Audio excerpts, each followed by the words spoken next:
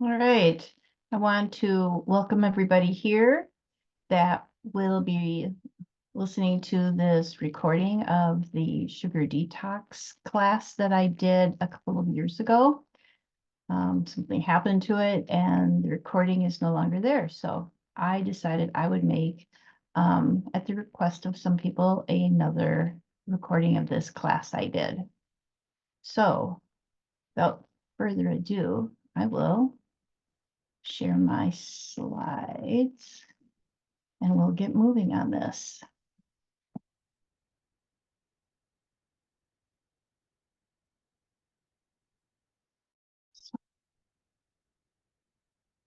So from the beginning, there we go.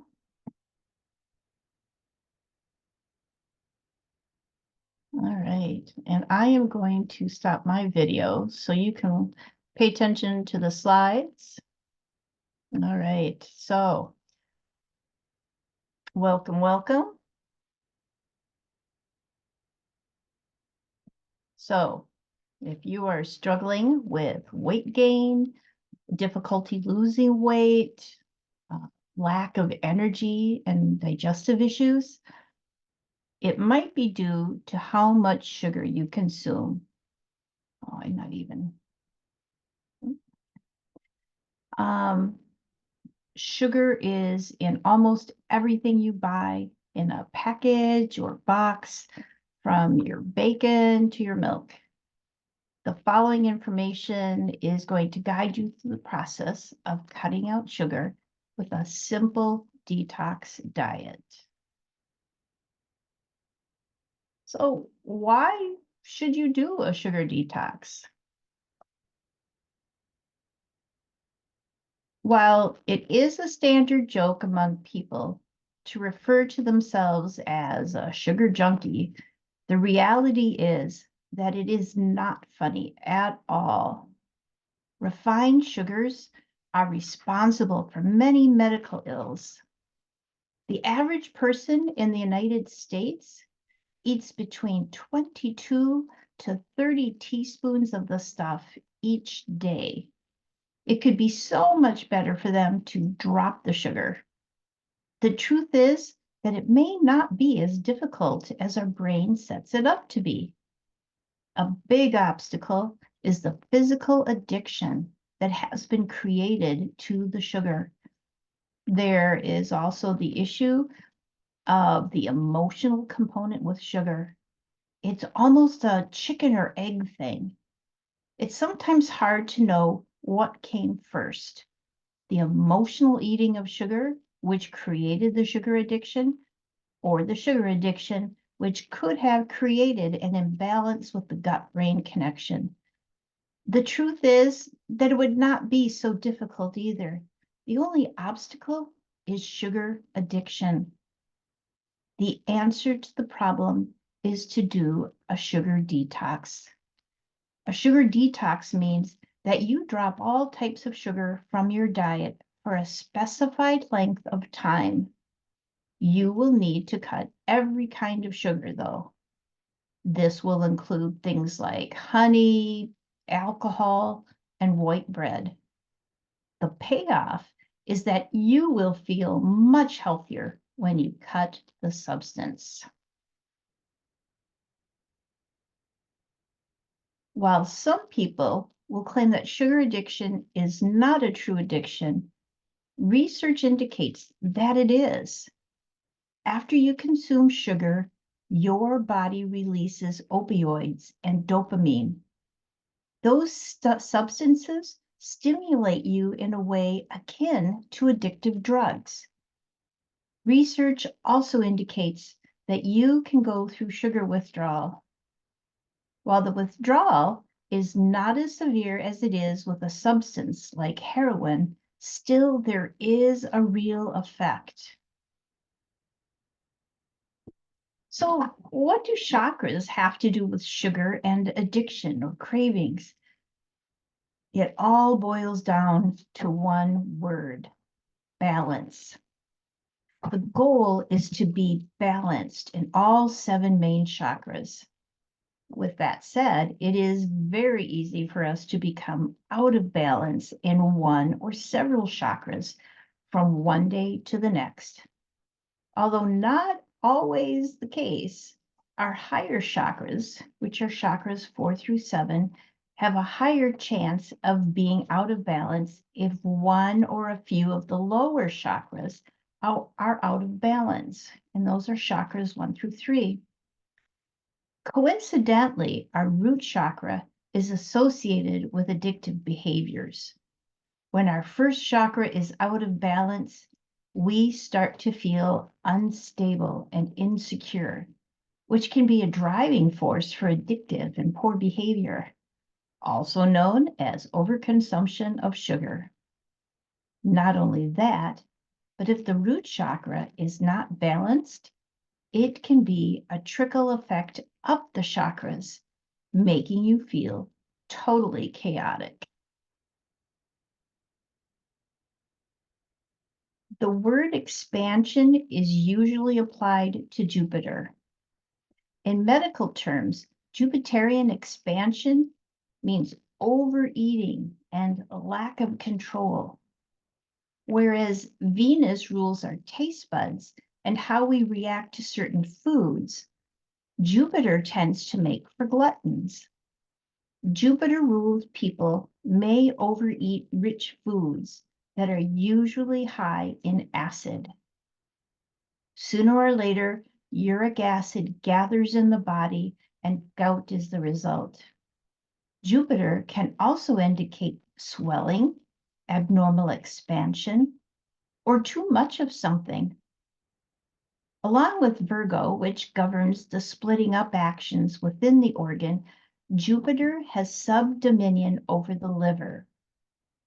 When the liver damage is apparent, a lack of choline and/or inositol could be indicated, since these two vitamins combine to make lecithin, which in turn breaks down the fats and dispenses with them so that they don't clog up the liver.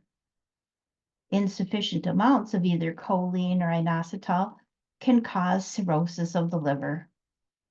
Pangamic acid may help in the alleviation of certain liver ailments, such as cirrhosis or hepatitis. Jupiter also rules the fats of the body. Their process of breaking down through enzyme reaction and their proper utilization. Choline is integrally linked with the proper use and assimilation of fats in the body. Inositol, too, is essential for proper metabolization of fats. Another vitamin instrumental in breaking down fats for utilization within the body is B6. And if Jupiter is found in Gemini, you might suspect a potential problem in the arterial ductwork, since Gemini rules the tubing of the body. That placement of Jupiter, linked with the deficiency of vitamin B6, could initiate atherosclerosis, fats or cholesterol clogging the arteries of the body and impairing circulation. The new vitamin, pangamic acid, which is derived from apricot kernels, also has much to do with prevention and treatment of atherosclerosis.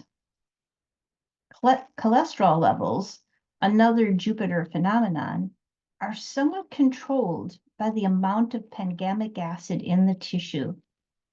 Furthermore, pangamic acid helps regulate the fat and carbohydrate metabolism. Manganese is also essential in determining how much cholesterol inhabits the body at any given time. This mineral is an essential regulator of fatty acids, cholesterol, and glucose metabolism, all Jupiter-related functions. Jupiter is tied into the carbohydrate processes in general. Astrological medical research indicates that people who have sugar-related problems usually exhibit a hard aspect to Jupiter, which can indicate a possible deficiency of chromium, a mineral also concerned with synthesis of fatty acids and cholesterol, as well as helping to prevent arteries from hardening. Zinc, found in insulin, is also vital to proper carbohydrate metabolism, as is the vitamin biotin. Zinc has traditionally been considered to be ruled by Uranus, but according to the functions of zinc and the characteristics of Uranus, the two don't belong together. Along with Mercury, Uranus rules the central nervous system. It can be involved medically with spasm, cramping, acute jerking, or convulsive movements. Even a severe deficiency of zinc does not manifest such symptoms. Jupiter is a more likely planet for zinc's rulership, especially since zinc plays such an important part in the carbohydrate system. Zinc is also involved with fertility, which, although a moon phenomenon, is still an effort of expansion on a physical basis. And expansion is Jupiter's forte. Not enough zinc can also stunt one's bone growth. Whereas dwarfism is a Saturnian affliction, Jupiter encourages growth and extension of the human frame. For now, Jupiter seems the logical choice to rule zinc until we know more about zinc and its functions within the body. Then the controversy surrounding the rulership of this mineral may be cleared up. The advantages of a sugar detox. You will be surprised at how much benefit you will receive from doing a sugar detox. You will be able to lower your weight, drop those headaches, gain surplus energy, and basically feel healthier. Another benefit of a detox is that you will become more sensitive to the natural sweetness of produce. If you have lost a sensitivity by eating added sugar, then you will be pleasantly surprised at your newfound experience. So let's get into the basics of cutting out sugar. The problem with having a sugar dependency is that the more that you indulge, the worse the problem becomes. Your cravings are bound to get worse. By taking on a sugar detox, you can begin to halt the cycle. So, what to avoid on your detox? What foods do you need to avoid? The key is that you should avoid foods that have a high glycemic index. Obviously, you will need to avoid sweets that are made with refined sugars. You need to remember that most processed foods contain a lot of added sugar. So let's look at where sugar hides. Many people are actually shocked when they learn about some of the hidden sources of added sugar in their diet. This is probably because these people are so used to really sweet things that they don't think that some added sugars are present. Some hidden sources of added sugar are the following: salad dressing, sauces, granola bars, yogurt, oatmeal, cereals, and canned fruit. Always read the ingredients on any food product you buy. You'd be surprised how often a product whose label boldly states no added sugar lists sugar as the main ingredient. Food manufacturers often just call sugar by a different name. Other names for added sugar that may appear on a food label include anhydrous dextrose, cane juice, corn syrup solids, crystal dextrose, evaporated corn sweetener, fructose, glucose, high fructose corn syrup, honey, invert sugar, lactose, malt syrup, maltose, maple syrup, molasses, nectars such as peach nectar, pear nectar, any fruit nectar, pancake syrup, and sucrose. So, what foods are encouraged on the detox? Vegetables, protein, healthy fats, and whole grains. So, what can we do about satisfying the sweet tooth? The best source of sweetness is a diet of whole vegetal foods that are chewed well to bring out their natural flavor and sweetness. All complex carbohydrates such as grains, legumes, and vegetables become sweeter the longer they are chewed. Cravings for sweets will gradually go away, and simple, balanced meals provide the satisfaction. Be wary of so-called natural sweeteners, such as fructose, brown sugar, and turbinado sugar. They are nearly as refined and concentrated as white sugar and have similar effects. Balance your yin-yang intake. Salty foods such as sea salt, pickles, miso, and soy sauce strongly direct energy lower in the body and thereby create a craving for sweets, which have an ascending nature.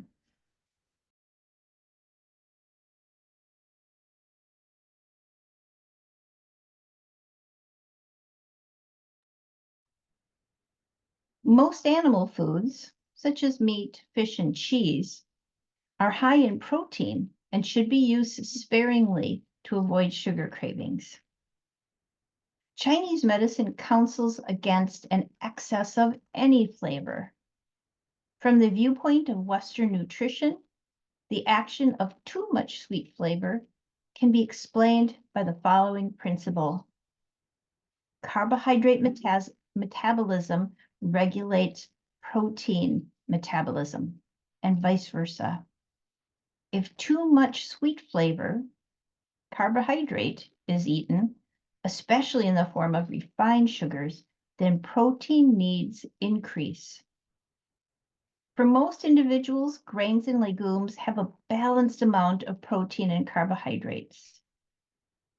As the use of concentrated sugar increases, you may desire a more concentrated protein, and will often find it in animal products. If this cycle accelerates, a meat and sugar syndrome cause obstructions in the body and mind. Tranquilizers, pain-relieving drugs, and intoxicants are often then employed for an immediate but temporary clearing of obstructions. The entire cycle is commonly called the meat, sugar, and drug syndrome. Another sweet syndrome may develop when a person is deficient in protein relative to sugar. In this case, the controlling function of protein on sugar metabolism decreases.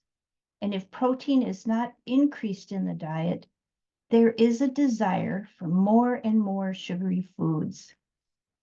This pattern is seen in primarily vegetarian diets containing denatured proteins and lacking in minerals, such as white rice, white sugar, soft drink-based diets in many parts of modern Latin America. It is also seen among vegetarians who eat the refined food diets of meat-eating areas, less the meat. Another cause of this sweet syndrome is when wholesome vegetable foods dominate the diet, but are eaten chaotically in horrendous combinations and without adequate chewing.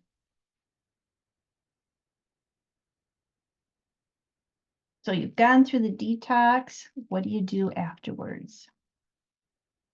You need to understand that a detox is what kicks off a future of healthy behavior. You shouldn't end your detox with a celebration of a big sugar soda. You should look for alternatives to sugary sweeteners. You should emphasize fruits and perhaps something like a little molasses or monk fruit, also known as lohan gao, to add sweetness to your diet. Let's talk about handling withdrawal. While the effects of a detox are great for your health, if you are strongly dependent on sugar, you might even experience some headaches or other symptoms during a detox. If you cut your supply of sugar, your energy levels may be affected. Experts recommend that you should nourish yourself with high quality foods that can help fight that moodiness.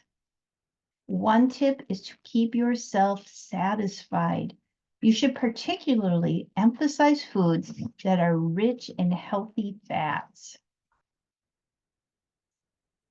You should also be drinking a lot of water. This can aid in staving off fatigue and headaches. You should consume a lot of vegetables and organic protein. This will help you feel satiated and keep your appetite under control. An important thing to remember is that a lot of the withdrawal that you may feel can be psychological. To counteract this feeling, you should treat yourself to foods that you appreciate and that satiate you. A sugar detox is a great way to reset your body to a healthier state that will ward off illness and keep you trim. While there are arguments among researchers about just how toxic added sugar can be, everyone agrees that added sugar is just empty calories. It is an improvement to your diet to dump the sugar and emphasize nutritious foods. So let's wrap this up. If you're ready to cut sugar out of your diet, along with following everything that I've shared here, you can schedule a 30-minute time with me where we can discuss your needs at no charge. So my website is feedingyourhealth.com. On the bottom of the homepage there, you'll see schedule your free consultation. Click on that and it'll take it right to my calendar. You could also email me at lynn@feedingyourhealth.com and start the conversation there. So, and thank you for, there we go. I thank you for being here with me. If there's anything in this presentation that you would like more information on, please, again, feel free to reach out to me at lynn@feedingyourhealth.com. Have a great day.